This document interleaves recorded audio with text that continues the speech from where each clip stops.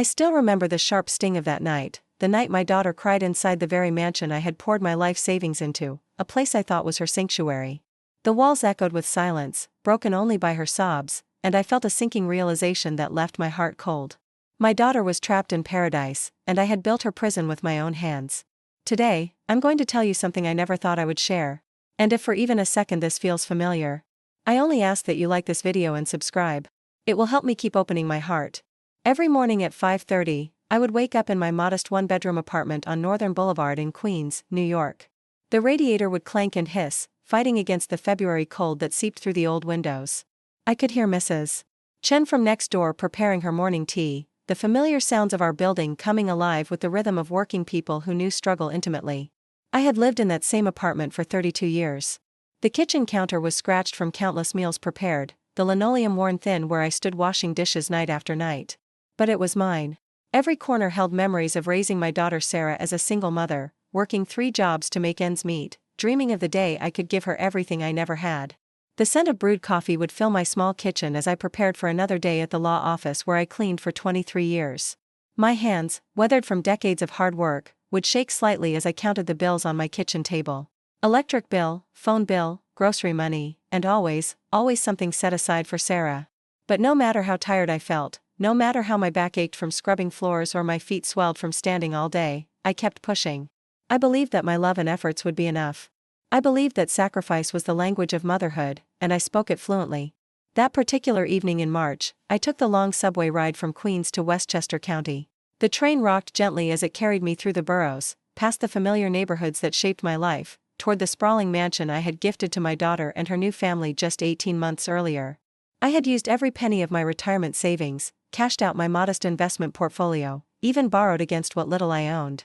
$2.3 million. More money than I had ever imagined having, earned through decades of careful saving, small investments in the stock market that had grown slowly but steadily, and the sale of the small house in Astoria that had been my mother's. The mansion sat on 3 acres in Harrison, New York. White columns, a circular driveway, windows that sparkled like diamonds in the afternoon sun. When I first saw it, I imagined Sarah's children running across the perfectly manicured lawn, I pictured family barbecues on the stone patio, I envisioned generations of happiness blooming within those walls. But that evening, as I walked up the marble steps to the front door, something felt different. The air was too quiet, too still. Even the expensive landscaping seemed to hold its breath. I expected laughter, warmth, and gratitude. Instead, the heavy silence and the faint smell of cold perfume told another story, a story familiar to anyone who's ever felt invisible in their own generosity. Sarah answered the door, and I immediately noticed her eyes. They were red-rimmed, hollow, like windows in an abandoned house. Her normally perfect makeup was slightly smudged, her designer dress wrinkled as if she had been sitting hunched over for hours. "Mom," she said, her voice barely above a whisper. "I didn't know you were coming." As I stepped inside, the mansion's grandeur felt oppressive. The marble floors stretched endlessly, the crystal chandeliers cast sharp shadows, and the silence seemed to swallow our words before they could find their meaning. That's when I heard it. The soft, muffled sound of crying coming from the kitchen. I remember the photograph I kept in my wallet, Sarah as a 7-year-old, her face radiant with hope, gap-toothed smile bright as summer, arms wrapped around my neck after I surprised her with a trip to Coney Island. The very hope I thought I had delivered with this mansion. But now, as I followed the sound of her tears, I realized that this house, once vibrant in my dreams, had become a prison for my daughter. And somehow, without understanding how or when, her in-laws had become the wardens. The marble beneath my worn shoes felt cold as I made my way toward the kitchen, each step echoing in the vast emptiness of what was supposed to be a home. Let me take you back to where this all began, to help you understand how a mother's love can sometimes become a daughter's burden. I remember those early days after Sarah married David. She was 28, glowing with that particular brightness that comes with new love and endless possibility. He seemed kind enough then, polite, with his MBA from Columbia and his family's old money that spoke in whispers rather than shouts. But it was his parents, Margaret and Richard Blackwood, who made me feel like I was wearing the wrong clothes to my own daughter's wedding. "How charming," Margaret had said when I mentioned I worked cleaning offices. The way she said charming made it sound like I had confessed to something shameful. Still, I pushed aside my discomfort. This was Sarah's happiness, and I had learned long ago to swallow my pride for my daughter's sake. When Sarah and David started having money troubles, his startup wasn't performing as expected, they said. I didn't hesitate. I paid off their credit cards. $12,000 disappeared from my savings account like morning mist, but I told myself it was an investment in their future. "Mom, we just need a little help with the mortgage," Sarah would say, and her voice carried that familiar note of desperation I remembered from her childhood when she really wanted something. I gave in every time, hoping I was building a bridge to a future where we would all be closer, where my sacrifices would transform into family dinners filled with laughter and grandchildren who knew their grandmother's love. But with every gift, every check I wrote, every time I said yes when I should have asked questions, I felt a colder silence growing between us. The changes were subtle at first. Holiday dinners became carefully orchestrated events where I felt more like a guest than family. Margaret would make comments about my Queen's accent, how I pronounced certain words, how I held my fork. "Oh, Eleanor," she would say with that practiced smile, "you have such interesting expressions. So authentic. Authentic." As if I were a museum piece, something to be observed rather than embraced. Richard was quieter but no less cutting. He had a way of looking through me, as if I were transparent, as if my presence was tolerated rather than welcomed. When I would share stories about Sarah's childhood, about the struggles we overcame together, he would nod politely and then change the subject to something I couldn't possibly understand: their country club, their friends' vacation homes in the Hamptons, investments in cryptocurrency that were making fortunes. Sarah began to change too. She started correcting my grammar, suggesting I might want to dress up a bit more for family gatherings, hinting that maybe I should consider moving somewhere nicer than Queens. "You don't understand, Mom," she would say when I tried to talk to her about feeling left out. "Things are different now. We have to maintain certain standards." Standards. As if the way I lived, the way I loved, the way I had raised her wasn't enough. The subtle shifts, the silences that grew longer, the smiles that never quite reached her eyes, they began to gnaw at my spirit like water wearing away stone. Was all of this love being manipulated? Was I just an ATM with a heartbeat, a convenient source of funds for their increasingly expensive lifestyle? But I kept giving. When they needed money for David's business expansion, I liquidated my small stock portfolio. $35,000, money I had carefully invested over 2 decades, disappeared into their venture that promised great returns but delivered only more requests for help. When Sarah got pregnant with my first grandchild, I was overjoyed. Finally, I thought, we would be a real family again. I imagined babysitting, teaching my grandchild the Puerto Rican recipes my own mother had taught me, sharing stories of resilience and hope. Instead, Margaret hired a nanny and enrolled the baby in exclusive programs I couldn't pronounce, let alone afford to participate in. I started to feel like a stranger in my daughter's life, watching from the outside while her in-laws shaped every decision, controlled every moment, orchestrated every celebration. Did you ever feel like your generosity was being weaponized against you? Like every gift you gave became another reason for others to expect more? The breaking point came gradually, then all at once. Birthdays went unacknowledged. My 71st birthday passed without so much as a phone call from Sarah. When I mentioned it 2 weeks later, she gasped and said, "Oh Mom, we've been so busy with the baby and David's parents were visiting and you know how it is." But I didn't know how it was. I didn't understand how a daughter forgets her mother's birthday, how grandparents could be ranked in order of importance, how love could have a hierarchy I never knew existed. My phone rang less and less. When I called Sarah, she seemed distracted, distant, as if I were interrupting something more important than our relationship. Once, I caught a flu that lingered for weeks. My fever spiked to 102 degrees, and I was too weak to drive myself to the doctor. I called Sarah, hoping she might offer to help, or at least express concern. "That's terrible, Mom," she said, but her voice sounded flat, distracted. "Maybe you should call one of your neighbors? We're dealing with the baby's sleep schedule right now, and David's parents are staying with us this week." I hung up and took a taxi to urgent care, paid the copay with money I had been saving for Sarah's birthday gift, and realized that I had become optional in my own daughter's life. The mansion, meanwhile, grew larger and more elaborate. Sarah would send me photos of new furniture, expensive renovations, the pool they were installing for family gatherings that somehow never included me. "We love it so much, Mom," she would say. "Thank you for making our dreams come true." But something in her voice sounded hollow, like an echo in an empty room. Then came the day that shattered everything I thought I knew about my family. I had decided to surprise Sarah with a visit. I took the subway to Grand Central, then the train to Harrison, walked the 6 blocks from the station to her mansion because I couldn't afford the $20 taxi fare. The front door was unlocked, which was strange for such an expensive neighborhood. I called out as I entered, but heard only muffled voices coming from the kitchen. As I walked through the foyer, I noticed changes. New artwork hung on the walls, expensive pieces I didn't recognize. The furniture had been rearranged, and family photos that once included me had been replaced with portraits of the Blackwood family through the generations. But what stopped me cold was what I found in the kitchen. Sarah was sitting at the marble island, her head in her hands, crying silently. Across from her stood Margaret Blackwood, holding a set of keys and what looked like household schedules. "Now darling," Margaret was saying, her voice carrying that familiar condescending tone, "you simply must understand that certain changes are necessary. We can't have the help coming and going as they please. Richard and I need to maintain proper oversight of the property." Property. She called my daughter's home, the home I had purchased, property. Sarah looked up and saw me standing in the doorway. Her face crumpled with embarrassment and something else I couldn't quite identify. Shame, maybe. Or relief. "Mom," she whispered. "I didn't know you were coming." Margaret turned around, and her expression shifted from surprise to annoyance in the space of a heartbeat. "Eleanor," she said, as if my name tasted bitter in her mouth. How unexpected. In that moment, I understood everything. The in-laws hadn't just moved into my daughter's home, they had taken it over.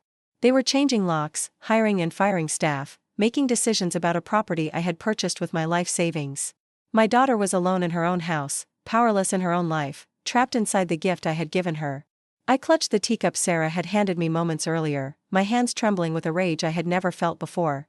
The delicate porcelain, probably worth more than I spent on groceries in a month, slipped from my fingers and crashed against the marble floor. The sharp sound echoed through the vast kitchen like a gunshot, and in that moment, I felt my heart breaking in exactly the same way, sudden, irreversible, leaving sharp pieces scattered everywhere. Silent tears ran down my cheeks as I stared at the broken ceramic, each piece reflecting the light like fragments of my shattered dreams. For the first time in decades, I thought about saying no, about walking away from this beautiful prison I had built with my own sacrifice. But I was terrified of the loneliness that word promised, torn between needing respect and fearing abandonment. Have you ever reached a moment where you realized that everything you thought you were doing out of love was actually enabling your own heartbreak? That night, I returned to my apartment in Queens and did something I hadn't done in years. I pulled out all the old photo albums, all the mementos from Sarah's childhood, and I spread them across my small kitchen table. There was Sarah at 5, wearing the Halloween costume I had sewn by hand because we couldn't afford a store-bought one. Sarah at 12, holding the trophy from her school science fair, beaming with pride beside me in my cleaning uniform because I had rushed straight from work to support her. Sarah at 18, hugging me after her high school graduation, whispering, "Thank you for everything, Mom. I'm going to make you proud." In every photograph, we looked happy. Not wealthy, not sophisticated, not refined by the standards of the Blackwood family, but genuinely, deeply happy. When had that happiness become insufficient? When had love become conditional on financial contribution? When had I stopped being Sarah's mother and become simply her benefactor? I packed away the photographs slowly, each one a small goodbye to the woman I used to be, the mother I thought I was. Then I walked to my bathroom mirror, the same mirror where I had practiced tough conversations with Sarah's teachers, where I had given myself pep talks before job interviews, where I had looked myself in the eye and promised I could handle single motherhood. The woman staring back at me looked older than her 71 years, worn down by decades of giving more than she received, of loving more than she was loved in return. But there was something else in her eyes. Something I hadn't seen in a long time. Anger. Clean, honest anger that felt like coming alive after years of sleepwalking. I wasn't sure what I was going to do with that anger yet. But for the first time in years, it felt good to feel something other than disappointment and fatigue. The confrontation came 3 days later, but not the way I expected. Sarah called me, her voice shaky and small. "Mom, can we talk? There are some things happening, and I don't know what to do." We met at a small diner in Flushing, the kind of place where coffee costs $2 and comes with unlimited refills. Sarah looked exhausted, dressed down in jeans and a sweater instead of her usual designer clothes. "Mom," she began, her hands wrapped around a coffee mug for warmth, "David's parents want to put the house in a trust. They say it's for tax purposes, but I would lose legal ownership. They're telling David it's the smart financial move." She paused, tears gathering in her eyes. "I think they want to push me out of my own home.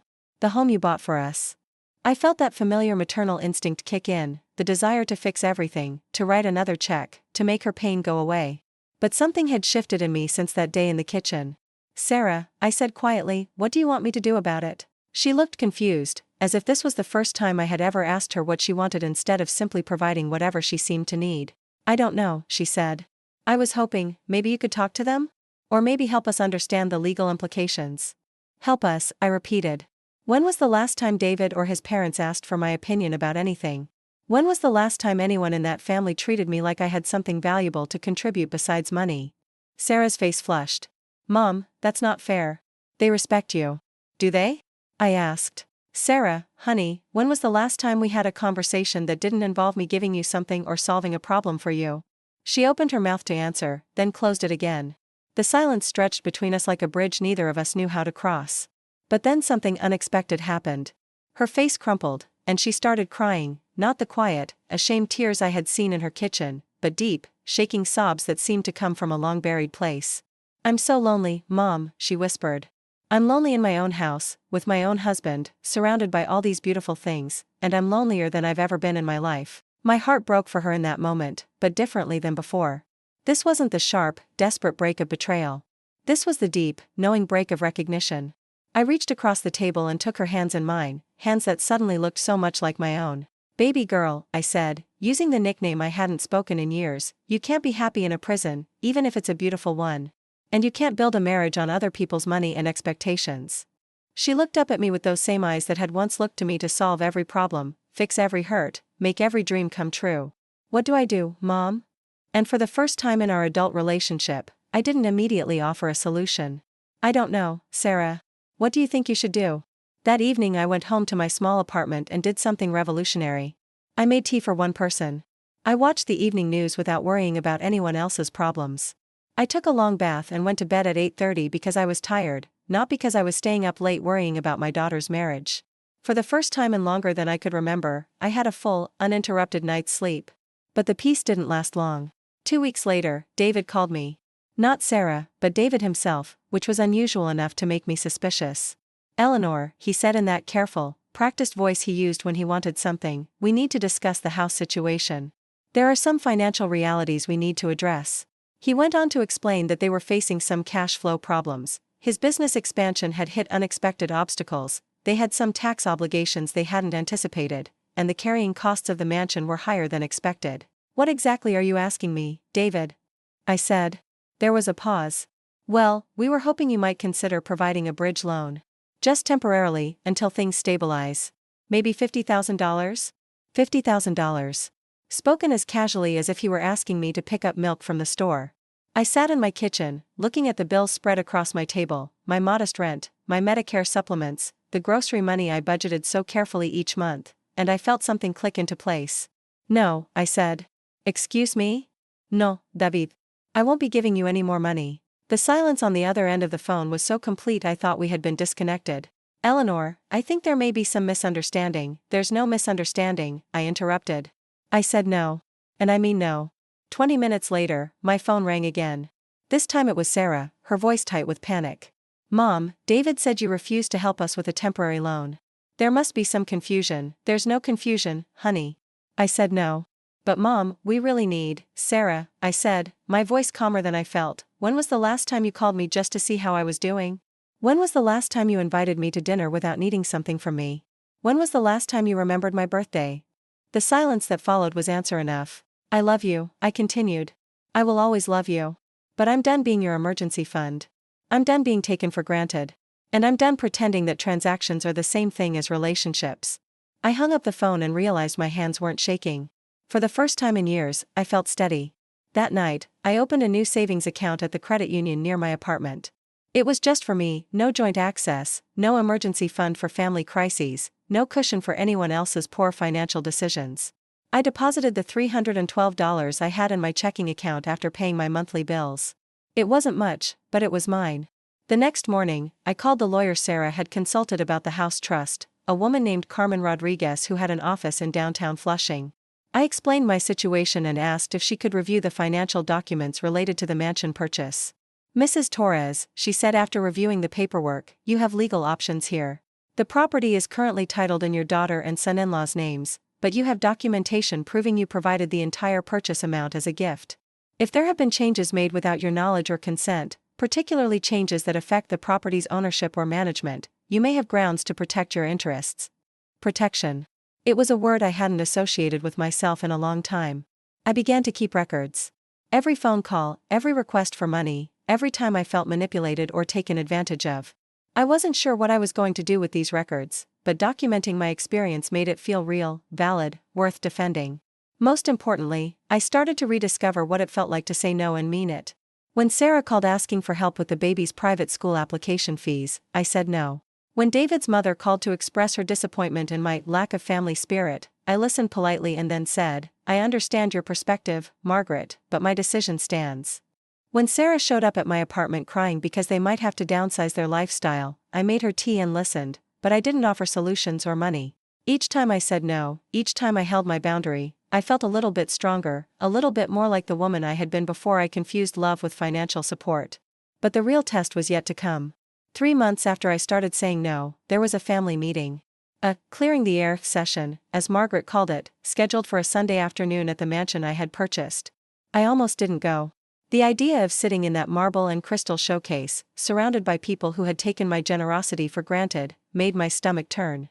But Carmen Rodriguez encouraged me to attend. Knowledge is power, she said. Go and listen. See what they reveal about their true intentions. So I took the familiar train ride to Harrison, walked the 6 blocks from the station, and knocked on the door of the house I had bought but never felt welcome in. David answered the door, dressed casually but expensively, his manner carefully neutral. Eleanor, thank you for coming. We're hoping we can resolve some of these misunderstandings. Misunderstandings.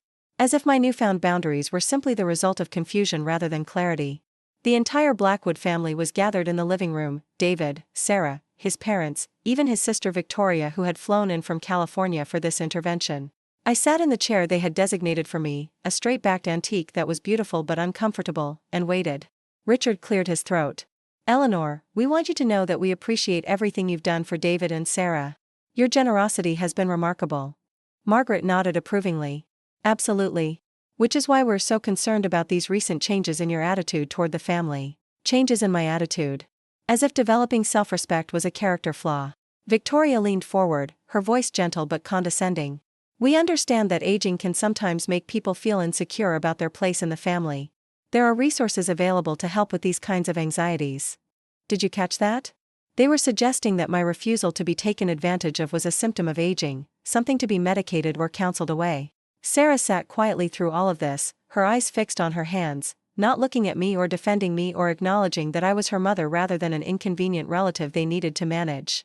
I listened to them talk about me as if I weren't there, discuss my issues and concerns as if they were symptoms of dementia rather than reasonable responses to being exploited. And then something inside me snapped. I reached into my purse and pulled out the manila envelope I had brought with me. Inside were copies of every financial transaction I had ever made on behalf of this family. Bank statements, canceled checks, documentation of every gift, every loan, every sacrifice. I spread them across the glass coffee table like cards in a high-stakes poker game. $2.3 million for the house, I said, my voice calm and clear. $12,000 for credit cards. $35,000 from my stock portfolio. $8,000 for the baby's nursery furniture. $6,000 for David's business equipment. I continued reading numbers while they sat in stunned silence. $4,000 for wedding expenses you said your family would cover. $1,500 for car repairs. $900 for your anniversary weekend in the Hamptons. The papers covered the table like fallen leaves, each one representing a piece of my life I had given away. $2.7 million, I said finally. That's what I have spent on this family in the past 5 years. And in return, I have been made to feel like a burden, an embarrassment, an inconvenience to be managed. Margaret's face had gone pale. Eleanor, you never meant for me to keep records, I interrupted. You never meant for me to add it all up. You never meant for me to realize that I was being used. I pulled out one more document, the trust agreement they had wanted Sarah to sign, giving the Blackwood family control over the mansion. This house was purchased with my money. Every dollar came from my savings, my investments, my mother's estate. And you were planning to take legal control of it without even consulting me. I stood up, leaving the papers scattered across their expensive furniture like evidence at a crime scene. I will no longer buy love, I said, looking directly at Sarah for the first time since arriving. I will no longer allow my generosity to be weaponized against me. And I will no longer pretend that financial support is the same thing as family relationships. I walked toward the door, my steps steady on the marble floors that my money had paid for. Respect me or lose me, I said without turning around. There are no other options. The silence behind me was absolute. No one called my name, no one asked me to stay, no one acknowledged what I had said or what it meant. I walked out of that mansion and knew I would never return as a supplicant, never again as someone begging for scraps of affection from people I had enriched with my own poverty. But as satisfying as that moment was, the real test was still coming. 2 days later, I woke up to 17 missed calls and 43 text messages. Sarah, David, Margaret, even Victoria from California, all of them suddenly desperate to reach me. But it wasn't to apologize or acknowledge what I had said. Margaret had posted something on Facebook, a carefully crafted piece of fiction that painted me as an unstable, controlling mother who was trying to manipulate the family with money. So sad when aging parents become difficult and demanding, she had written. We're trying to handle this family situation with grace and patience, but some people simply can't accept boundaries. Boundaries? She was claiming that I was the one with boundary issues. The post had been shared by their friends, commented on by people who knew nothing about the real situation but felt qualified to offer opinions about family dynamics and elder care. I read through the comments, each one a small knife twisted in my chest. Some parents just can't let go. Money doesn't give you the right to control your adult children. This is why we put strict limits on what we accept from relatives. For a moment, the old Eleanor surfaced, the woman who would have panicked, called Sarah crying, begged her to ask Margaret to take down the post, offered more money or more apologies to make the humiliation stop. But I had come too far to retreat now. I made myself a cup of coffee, turned off my phone, and sat by my window watching the morning bustle of Northern Boulevard. Queens was waking up around me, immigrant families sending their children to school, small business owners opening their shops, working people heading to jobs that paid them just enough to keep going. This was my community. These were my people. And none of them had ever asked me to apologize for having dignity. I realized that this final attack, this attempt to destroy my reputation and isolate me from family, was actually the greatest gift Margaret could have given me. Because it proved, beyond any doubt, who these people really were and what I really meant to them. I turned my phone back on and deleted every number associated with the Blackwood family except Sarah's. Then I composed a text message to my daughter, I love you. I will always love you. But I will not communicate with your family anymore unless there is genuine acknowledgement of how I have been treated and genuine effort to change. The choice is yours. I sent the message and then blocked every other family member permanently. The public humiliation stung, but not the way it would have before. Each cruel comment, each assumption about my character, each judgment from people who knew nothing about my situation only reinforced that I was right to protect myself from people who cared so little about my well-being.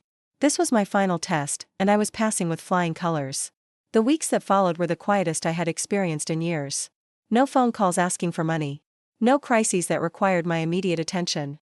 No family drama that demanded my emotional energy. At first, the silence felt strange, even frightening. For so long, I had defined myself by what I could give others, what problems I could solve, what needs I could meet. But slowly, beautifully, the silence became peaceful. I started each morning with tea and the crossword puzzle. I read books I had been meaning to read for years. I took walks through Flushing Meadows Park, the same park where I used to take Sarah when she was small. One afternoon, while sitting on a bench feeding the ducks, I met an elderly Korean woman named Mrs. Kim who spoke limited English but had a smile that needed no translation. We began meeting regularly, sharing quiet companionship and simple kindness. She would bring homemade kimchi, I would bring coffee cake from the Dominican bakery near my apartment. Our friendship was built on presence, not presents. On enjoying each other's company, not on what we could do for each other. It was a revelation. I also started volunteering at the community center, helping other seniors navigate Social Security paperwork and Medicare enrollment. There was something deeply satisfying about using my life experience to genuinely help people, to be valued for my knowledge and compassion rather than my bank account balance. One evening, as I was organizing files in the community center office, a woman about my age approached me hesitantly. "Excuse me," she said. "I heard you help people with financial situations involving family members." Her story was heartbreakingly familiar. Adult children who treated her like an ATM of grandchildren who only called when they needed something. A family that had learned to weaponize her love against her financial security. As I listened to her, I realized that my experience, painful as it had given me something valuable to offer others. I wasn't just a victim of financial elder abuse, I was a survivor who could help other people recognize the patterns and protect themselves. For the first time in years, I felt genuinely useful in a way that didn't require me to diminish myself or compromise my own well-being. But the most significant change was yet to come. For months after I walked out of the mansion, after I had established my new boundaries and rebuilt my sense of self-worth, I got an unexpected visitor. I was making dinner, just for myself, a simple meal I actually wanted to eat, when someone knocked on my door. Through the peephole, I saw a young man I didn't immediately recognize. He was tall, awkwardly built, with kind eyes that looked somehow familiar. "Mrs. Torres," he said when I opened the door. "Ay mia. Sarah son. Your grandson." I hadn't seen Jamie in over a year. At 15, he had grown tall and lanky, his face showing the first signs of the man he would become. "Jamie," I breathed. "What are you doing here?" He fidgeted with his backpack strap, clearly nervous. "I took the subway. I looked up your address online." I hope that's okay. I realized I was still standing in the doorway, staring at him in shock. Of course it's okay. Come in, sweetheart. Are you hungry? As he settled into my small kitchen, looking enormous in the space that had always felt adequate for one person, I found myself nervous in a way I hadn't expected. This was Sarah's son, but he was also Margaret and Richard's grandson. What had they told him about me? What version of our family crisis had he been given? But Jamie surprised me. Grandma, he said, accepting a plate of scrambled eggs and toast, Mom cries a lot now. Like, all the time. I sat down across from him, waiting. She misses you, he continued. She won't admit it, but I can tell. And Dad's parents are. He paused, seeming to choose his words carefully. They're really controlling. About everything. What we eat, who we can have over, what activities I can do. He looked up at me with those kind eyes, and I saw something I had been missing for so long, genuine affection, uncomplicated by need or expectation. I saved up money from my part-time job to come see you, he said. I wanted to tell you that I don't care about any of the grown-up drama. I just miss my grandma. I started crying then, the kind of tears that come from relief rather than sadness. Jamie reached across my small table and took my hand, my weathered, work-worn hand, in his young, strong one. I'm sorry they were mean to you, he said simply. You didn't deserve that. In that moment, I realized that not everything had been lost. Love, real love, finds a way to survive even when families break apart. But Jamie had more to tell me. Grandma, there's something else. Dad's parents want to send me to boarding school next year. Mom doesn't want me to go, but she's not really fighting it. She says the family needs to present a united front about my education. My heart sank. They were going to isolate Sarah even further, removing the one person in that house who might advocate for her, who might remind her of who she used to be. What do you want to do? I asked. I want to stay home. I want to graduate from my high school here. I have friends, I'm on the soccer team, I like my teachers. But nobody's asking me what I want. I recognized that feeling, the experience of being treated as if your preferences didn't matter, as if other people were qualified to make decisions about your life without consulting you. Jamie, I said carefully, your mom is in a difficult situation. Your dad's family has a lot of influence over the decisions in your house. I know, he said. But I also know that you stood up to them. Mom told me what happened at the big family meeting. She said you brought papers and everything, and you told them you weren't going to give them any more money. He grinned suddenly, looking more like the little boy I remembered. She said great-grandmother Margaret didn't talk for like an hour afterward. Despite everything, I found myself smiling too. Your mom told you that? Yeah. She said she was proud of you but also scared because now she has to figure out how to handle them by herself. There it was, the confession Sarah couldn't make directly. She was proud of my boundaries but terrified to establish her own. Jamie stayed for 3 hours. We talked about school, about his friends, about the books he was reading and the colleges he was starting to think about. Most importantly, we talked about family, not the complicated, money-driven dynamics that had consumed the adults, but the simple connections that make life meaningful. When it was time for him to go, I walked him to the subway station. Can I come back? He asked. I mean, regularly? Maybe every couple of weeks. Jamie, I said, you will always be welcome here. Always. No matter what happens with the rest of the family. He hugged me then, a real hug, the kind I hadn't received from a family member in longer than I could remember. As I watched him disappear down the subway steps, I realized that this was what I had been trying to buy with all my financial sacrifice, this simple, honest connection. This uncomplicated love. And it had been there all along, waiting for me to be strong enough to receive it without conditions. That night, I made a decision that surprised even me. I called Carmen Rodriguez and asked her to draft a letter to Sarah and David. Not threatening legal action, not demanding money back, but offering something I had never offered before. A real relationship. On equal terms. The letter explained that I wanted to rebuild our family connection, but only if they were willing to acknowledge what had happened, take responsibility for their treatment of me, and commit to treating me with respect going forward. I wasn't asking for apologies for their financial struggles or their need for help. I was asking for acknowledgement that they had taken advantage of my generosity, that they had allowed me to be disrespected in my own gift. Most importantly, I was offering them something I had never offered before, boundaries that could actually protect our relationship rather than destroy it. I would not provide any more financial support, but I would be present for genuine family moments. I would not tolerate disrespect or manipulation, but I would offer love and encouragement freely. I would be a grandmother to Jamie and any future grandchildren, but I would not be a bank account with grandmotherly feelings. Carmen helped me craft language that was clear but not cruel, firm but not vindictive. This is very mature, Mrs. Torres, she said. You're offering them the chance to have a real relationship with you, maybe for the first time. I mailed the letter on a Tuesday and spent the rest of the week alternating between hope and anxiety, between excitement about the possibility of reconciliation and terror that they would reject my offer. Sarah called on Friday evening. "Mom," she said, and her voice sounded different, smaller, younger, more like the daughter I remembered. "I got your letter." I waited, my heart pounding. "I've been thinking about everything that happened, everything you said at the house that day.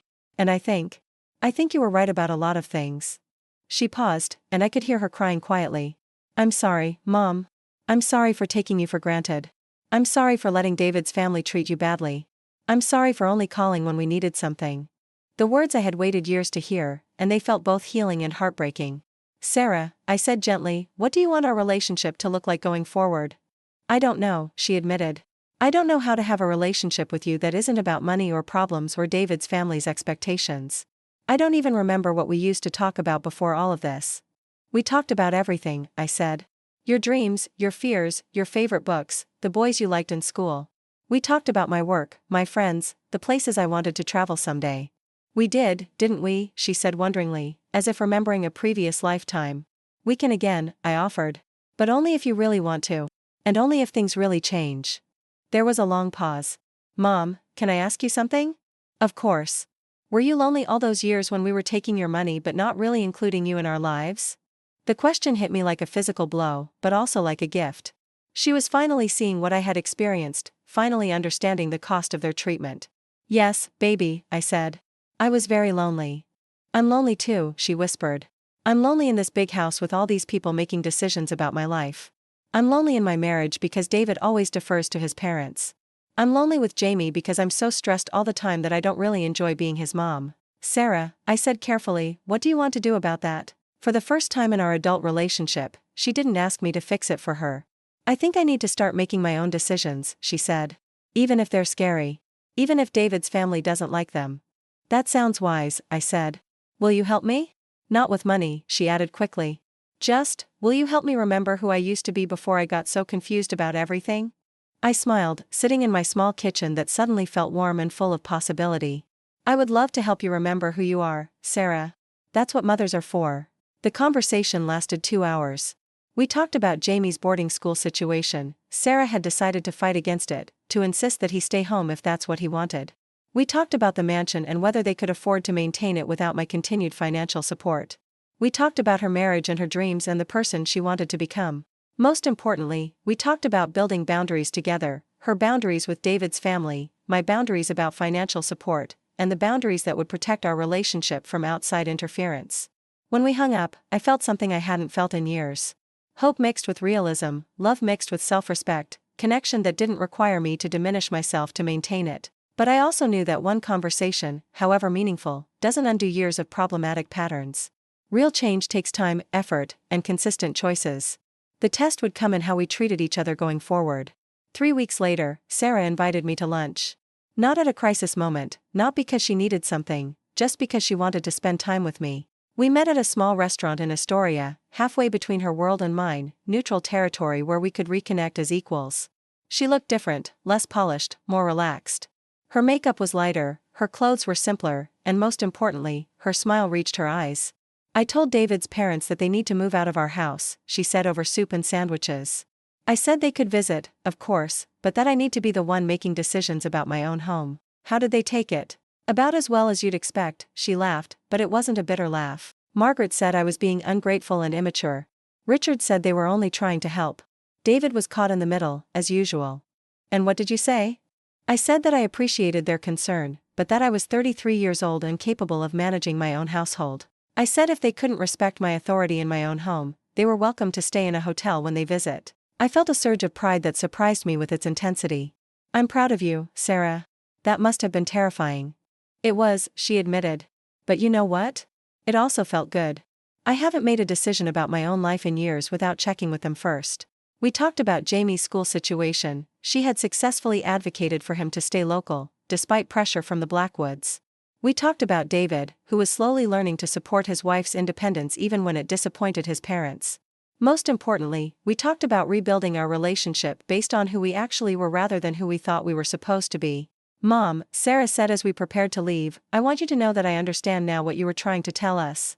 About respect and boundaries and not confusing financial support with love. She paused, looking directly at me. I understand that I hurt you. That we hurt you. And I understand that saying sorry isn't enough to fix everything. What would be enough? I asked. Time, she said simply. Time and consistent changes in how we treat each other. As I rode the subway home that afternoon, I realized that I had gotten something I never thought to ask for, a daughter who was finally growing up, who was taking responsibility for her choices and their consequences. Not the daughter I had tried to buy with financial sacrifice, but the daughter I had raised before money became the language of our relationship. Over the following months, Sarah and I slowly rebuilt our connection. She called regularly, not for crisis management but for actual conversation. She invited me to Jamie's soccer games and school events. She asked for my advice about parenting and career decisions, and she actually listened to my responses. When I had a minor health scare, a suspicious mammogram that turned out to be nothing serious, she was the first person I called, and she immediately offered to drive me to appointments, not because she felt obligated but because she wanted to support me. Most surprisingly, she started asking about my life. My volunteer work, my friends, my interests beyond being her mother and Jamie's grandmother. Tell me about Mrs. Kim, she said during one of our weekly phone calls. The woman you feed the ducks with. I found myself describing my friendship with Mrs. Kim, the simple pleasure of shared silence and homemade treats, the way we communicated care without needing words. That sounds lovely, Mom, Sarah said. I'm glad you have that. The validation felt revolutionary. She was glad I had a life that didn't revolve around her family. She supported my independence rather than seeing it as a threat to her access to my resources. Jamie started visiting regularly, taking the subway to Queens every other weekend. We would cook together, play board games, talk about his classes and his friends and his plans for the future. Most importantly, we talked about family relationships, how to maintain love and connection while still setting boundaries, how to be generous without being taken advantage of, how to recognize when people value you for yourself rather than what you can provide.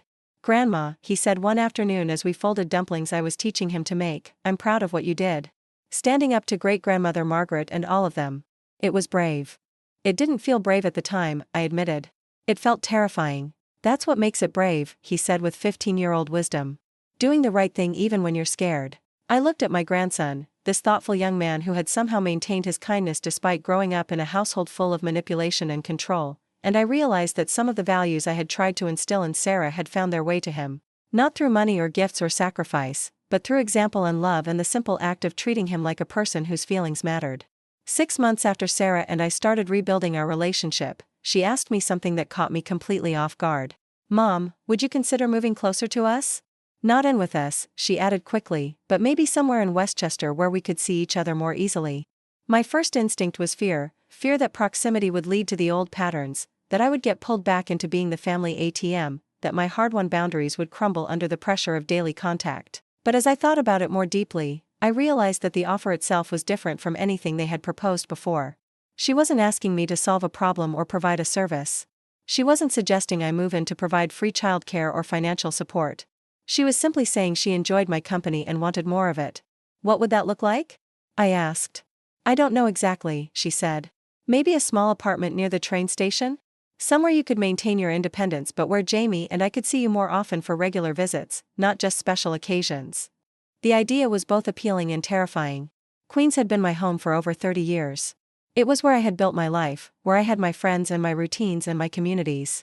But it was also where I had lived as a single mother, struggling and sacrificing and defining myself entirely through what I could give others. Maybe it was time for a new chapter. I spent several weeks researching apartments in Westchester, visiting neighborhoods, imagining what my life might look like in a different place.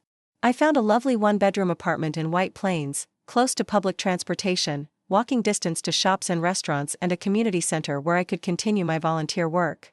Most importantly, it was near enough to Sarah and Jamie that we could see each other regularly, but far enough away that I could maintain my independence and they couldn't take my presence for granted. Are you sure about this? Carmen Rodriguez asked when I told her about my decision. You've worked so hard to establish your boundaries. I want to make sure you're not giving them up. I'm not giving them up, I assured her. I'm testing them. If I can maintain my sense of self and my limits while living closer to my family, then I'll know the changes are real. If I find myself slipping back into old patterns, I can always move back to Queens. It felt like a calculated risk worth taking. I moved to White Plains on a gorgeous Saturday in October, with the help of Jamie and 2 of his friends from the soccer team. Sarah organized the logistics, arranged the utilities, and even hired movers for the heavy furniture. But most meaningfully, she didn't try to take over or control the process. When I made decisions about where to place furniture or how to organize my new space, she respected my choices even when they weren't what she would have done. "It looks perfect, Mom," she said as we stood in my new living room, boxes stacked around us but the space already beginning to feel like home. "It feels right," I agreed. That evening, after the boxes were unpacked and my helpers had gone home, I sat on my new couch in my new apartment and realized something remarkable. I was happy. Not relieved, not grateful, not cautiously optimistic, but genuinely happy. I had a relationship with my daughter based on mutual respect rather than financial dependence. I had a warm, loving connection with my grandson that didn't require me to buy his affection. I had maintained my financial independence while rebuilding family ties. Most importantly, I had learned to value myself enough to demand better treatment, and in doing so, I had actually improved my relationships rather than destroying them. The first few months in White Plains were a period of adjustment and discovery. Sarah and I developed new routines, weekly lunches where we talked about everything and nothing, shopping trips where she genuinely wanted my opinion, movie nights where Jamie would join us for films he pretended to find boring but actually enjoyed. I joined a book club at the community center and made friends with women who knew nothing about my family drama or my financial history. They liked me for my insights about literature, my sense of humor, my willingness to help with club logistics. I started taking art classes, something I had always been interested in but never had time for when I was working multiple jobs and supporting extended family. My first painting was terrible, but the instructor, a patient woman named Elena, encouraged me to keep trying. "Art isn't about perfection," she said. "It's about expression. What do you want to express?" I thought about her question as I mixed colors on my palette, as I learned to see light and shadow in new ways, as I discovered that my hands could create beauty as well as clean and scrub and serve. What did I want to express? Joy, I realized. Simple joy in being alive, in having time for beauty, in creating something that existed purely because I wanted it to exist. My paintings improved slowly, but even the early attempts made me happy in a way I hadn't experienced in decades. One evening, as I was cleaning my brushes after a particularly satisfying session, Sarah called.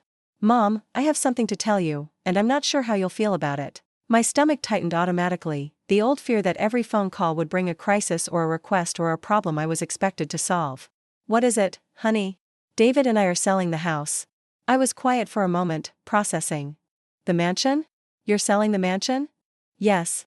We've realized we can't afford it without constantly asking for help, and more importantly, we don't want to afford it that way. We want to live within our means, even if that means living more modestly." I felt a complex mix of emotions, sadness that my financial gift was being undone, pride that they were making responsible decisions, and curiosity about what this would mean for our family dynamics. "How do you feel about that?" I asked. "Relieved," she said immediately. "Scared, but relieved." The house was beautiful, but it never felt like home. It felt like we were playing dress up in someone else's life. She paused. "Mom, I want you to know that this isn't about the money you gave us. We're not selling it to hurt you or reject your gift. We're grateful for everything you made possible. But we've learned that we can't build a happy life on other people's sacrifice, even when that other person is someone we love." I started crying, but they weren't tears of sadness or frustration. They were tears of recognition, of seeing my daughter finally understand the lessons I had been trying to teach her for years. "I'm proud of you," I said. "Making hard choices to live authentically takes courage." "I learned it from watching you," she said simply. They moved to a modest 4-bedroom house in a middle-class neighborhood in Mount Vernon, close enough to Jamie's school that he could walk, small enough that they could manage it on David's income without outside help. I helped them move, but not financially. I packed boxes, organized closets, painted Jamie's new room, and made sandwiches for the volunteers who helped with the heavy lifting. It felt good to contribute my labor and my care rather than my bank account. The new house was smaller, simpler, but it felt warm in a way the mansion never had. Sarah decorated it herself rather than hiring professionals. David planted a modest garden in the backyard. Jamie set up his soccer trophies on bookshelves he assembled himself. Most importantly, when they invited me for dinner in their new dining room, I felt welcome rather than tolerated. I felt like family rather than a benefactor. "This feels like home," I said as we sat around their kitchen table, eating a simple meal Sarah had cooked herself. "It does," she agreed. Finally. One evening, almost 2 years after I had walked out of the mansion, I was painting in my apartment when I heard a soft knock on my door. Through the peephole, I saw a woman I didn't immediately recognize, well-dressed, perfectly groomed, but somehow diminished. It was Margaret Blackwood. I opened the door cautiously, prepared for anything from apology to attack. Eleanor, she said, her voice smaller than I had ever heard it. May I come in? Against my better judgment, I let her in. She sat carefully on my couch, looking around at my modest apartment with what might have been curiosity or judgment. With Margaret, it was always hard to tell. I wanted to speak with you, she said finally. About what happened between our families. I waited, saying nothing. David and Sarah have been distant lately. Since they moved to that smaller house, since they've been handling their finances independently, they've been less receptive to Richard's and my guidance. Guidance. Still using euphemisms for control. I see, I said neutrally. I think there may have been some misunderstandings about our role in their lives. Perhaps our desire to help was misinterpreted as interference. I almost laughed at the careful language, the way she was trying to rewrite history without accepting responsibility. Margaret, I said gently, what exactly are you asking me? She looked uncomfortable, as if she wasn't used to being direct about her needs. I suppose I'm wondering if you might help us understand how to rebuild our relationship with David and Sarah. How to be more acceptable to them. The irony was breathtaking. The woman who had spent years making me feel unacceptable was asking me how to become acceptable to her own son and daughter-in-law. I think, I said carefully, that relationships improve when people focus on giving rather than controlling. When they offer support without strings attached. When they respect other people's autonomy even when they disagree with their choices. Margaret nodded as if she understood, but I could see in her eyes that these concepts were foreign to her, as difficult to grasp as a language she had never learned. Sarah seems very fond of you now, she said, and there was something wistful in her voice. We've worked hard to rebuild our relationship, I said. It required both of us to change, to admit mistakes, to prioritize connection over control. She sat quietly for a moment, and I saw something I had never seen in Margaret Blackwood before, vulnerability. I miss them, she said simply. I miss feeling important to David, feeling needed by the family. Richard and I have so much to offer, financial resources, social connections, life experience. It's hard to understand why they don't want our help. For the first time, I felt something approaching compassion for Margaret. She was experiencing what I had experienced, the loneliness of realizing that your value to others was based on what you could provide rather than who you were. But I also recognized that her understanding was still limited. She was sad about losing control rather than sorry for taking it. She missed being needed rather than regretting the way she had manipulated that need. Margaret, I said gently, what do you think Sarah and David actually want from you? She looked confused by the question. I imagine they want our support, our guidance, our resources. What if they just want your love? I interrupted. What if they want you to be proud of them for making their own decisions, even when those decisions aren't what you would choose? What if they want you to enjoy their company without trying to improve or control them? The concept seemed to genuinely puzzle her. But if we're not helping them, not guiding them, what is our role in their lives? To love them, I said simply. To celebrate their successes, comfort them during difficulties, and enjoy the pleasant moments in between.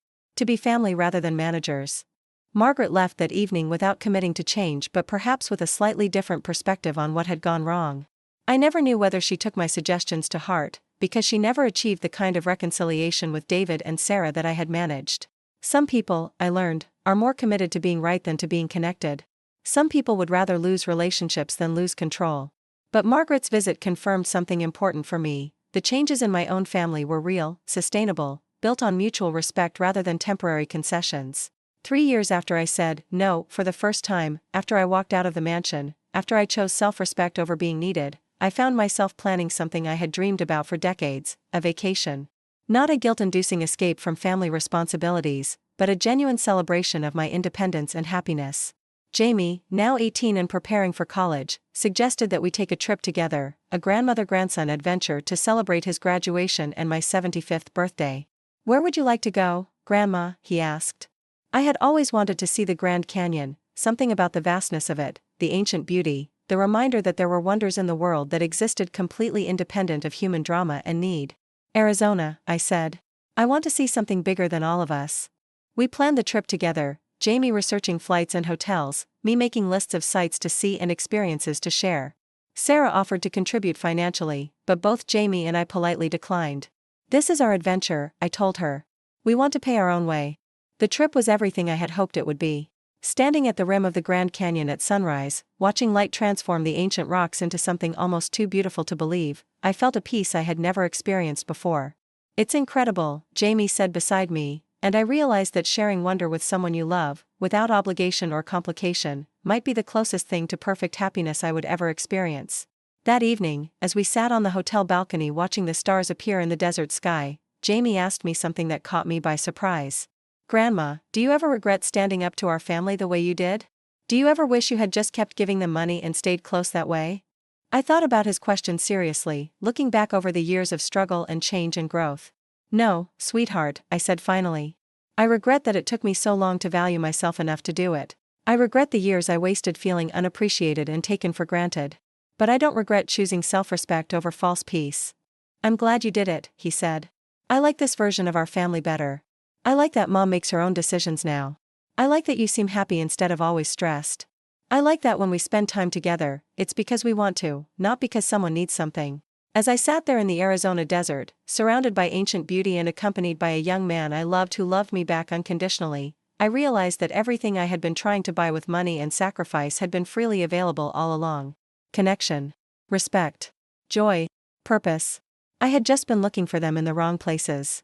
The next morning, as Jamie and I hiked a trail that wound down into the canyon, I thought about the woman I had been 5 years earlier, exhausted, taken for granted, defining herself entirely through what she could give others. That woman felt like a distant relative now, someone I remembered with compassion but no longer identified with. The woman I had become was stronger, clearer, more selective about where she invested her energy and love. She was lonelier sometimes, but never alone in the way that comes from being surrounded by people who don't really see you. Most importantly, she was happy. Not constantly, not without challenges or sadness or worry, but fundamentally, sustainably happy. As we climbed back up the trail, Jamie chatting about college plans and career dreams, I realized that this was what I had been working toward all along, not just a better relationship with my family, but a better relationship with myself. The evening sun painted the canyon walls in shades of gold and rose, and I felt grateful for every difficult step that had brought me to this moment. Grateful for the courage to say no. Grateful for the strength to walk away. Grateful for the wisdom to recognize love when it was offered freely rather than extracted through guilt and manipulation.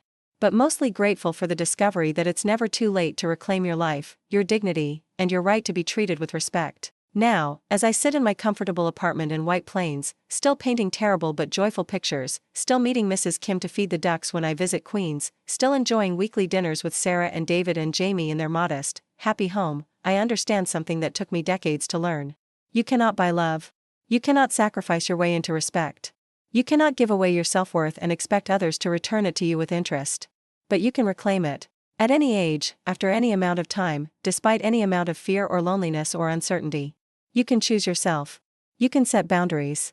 You can walk away from situations that diminish you, even when those situations involve people you love desperately.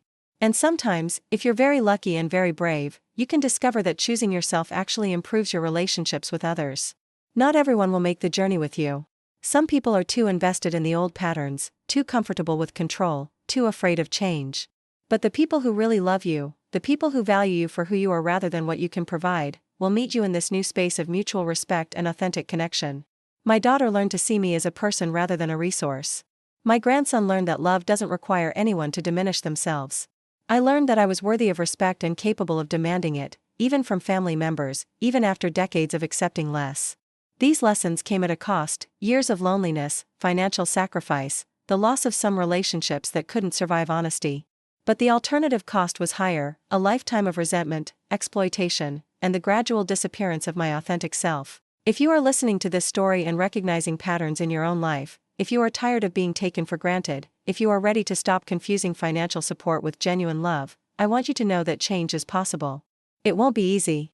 It will require courage you might not know you possess. It will involve disappointing people who are comfortable with the current arrangement.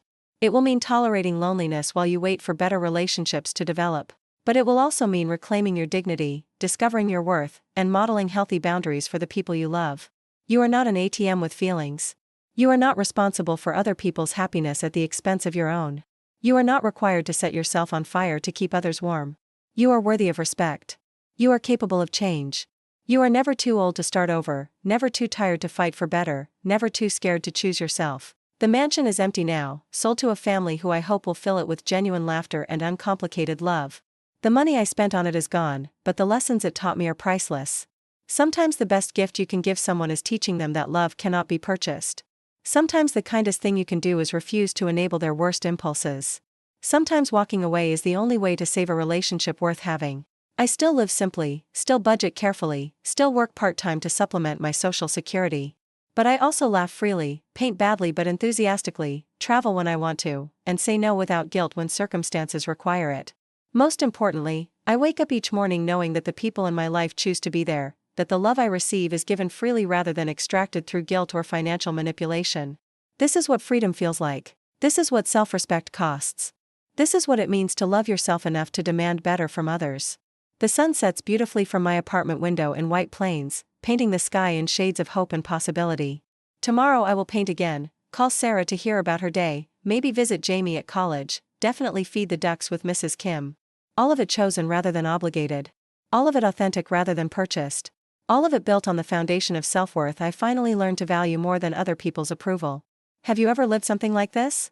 Have you ever found yourself giving more than you received, paying for love that should have been free, sacrificing your dignity for the illusion of family harmony? I want to hear your story. Share it in the comments below, your struggles, your victories, your questions about how to set boundaries without losing the people you love. If this story resonated with you, if it helped you feel less alone in your own journey towards self-respect, please like this video and subscribe to my channel. Your support helps me continue sharing these difficult but necessary truths about family, money, and the courage it takes to choose yourself. Remember, you are worthy of love that doesn't cost you your self-respect. You deserve relationships built on mutual care rather than financial dependency. And you are never too old, too tired, or too scared to start demanding better. The mansion may be gone, but I am finally home.